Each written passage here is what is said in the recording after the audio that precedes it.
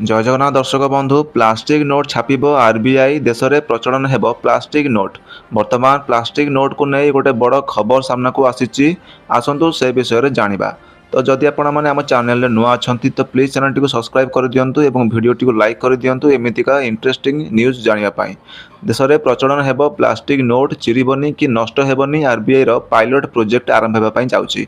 आपणक पकेट्रे थिबा साधारण कागज नोट ठारू खूब शीघ्र सबुदिन पाई अचल हो पारे एवं बजार में क्रमागत भाव में बढ़ुवा नगद टंकार चाहिदा को दृष्टि रखी भारतीय रिजर्व बैंक एक ऐतिहासिक पदक्षेप नेबाकू जाउची।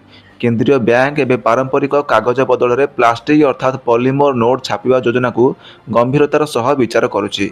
गणमाध्यम रिपोर्ट अनुसार निकट में पाटना और मुंबई में अनुष्ठित आरबीआई केंद्रीय बोर्ड बैठक में यह बड़ परिवर्तन संपर्क में घन घन आलोचना होइछि।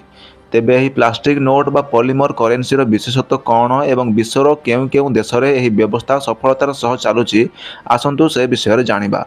कागज नोट तुलन में ढेर अधिक तिष्ठिब पॉलीमर करेन्सी। तो कागज नोट को हटाइबा पछरे सबुठारु बड़ कारण हेउछि यार प्रस्तुति खर्च एवं स्थायित्व। बैंकिंग विशेषज्ञ मतरे दीर्घस्थायी एवं मजबूत प्लास्टिक नोट साधारणतः कागज नोट तुलन में प्राय ढेर अधिक गुण समय पर्यंत सुरक्षित रहे। पानी एवं मैला प्रतिरोधक अटे।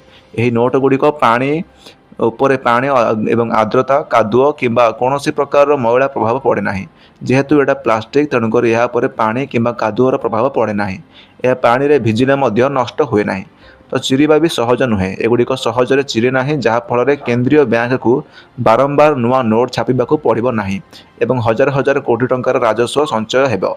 जाल नोट्र मुक्ति। प्लास्टिक नोट्र सबुठारु बड़ सुविधा हेउची एहार नकल करिबा बा जाल नोट प्रस्तुत करिबा संपूर्ण असंभव अटे। एथिरे अत्याधुनिक सुरक्षा वैशिष्ट्य व्यवहार कर जायथाय। तो प्राय 60टी देश में यह नूतन ज्ञानकौशल जय यात्रा चली। 1988 मसीह ऑस्ट्रेलिया मात्र $10 नोट्रु आरंभ होता यह यात्रा आज Singapore Indonesia Malaysia Canada Britain और थाईलैंड भली बड़ बड़ देश में पहुंची। सबुठारु आश्चर्यजनक कथा हेउची विश्वर सबुठारु शक्तिशाली मुद्रा कुहाଯାଉଥିବା अमेरिकीय डॉलर किंतु संपूर्ण प्लास्टिक तैयारी नुहे। यह स्वतंत्र भाव में तुला एवं लिनेन एवं एक स्वतंत्र मिश्रण प्रस्तुत कर जायथाय जहाद्वारा यह साधारण कागज ठारू ढेर अधिक शक्त होता है। तेरे भारत में केबे आसीबा प्लास्टिक नोट। आरबीआई वार्षिक रिपोर्ट अनुसार कागज नोट छपाइबा खर्च एवं खराब हो जाउथिबा नोट बदलैबा व्यय वर्ष को वर्ष बढ़िबार लागिछि।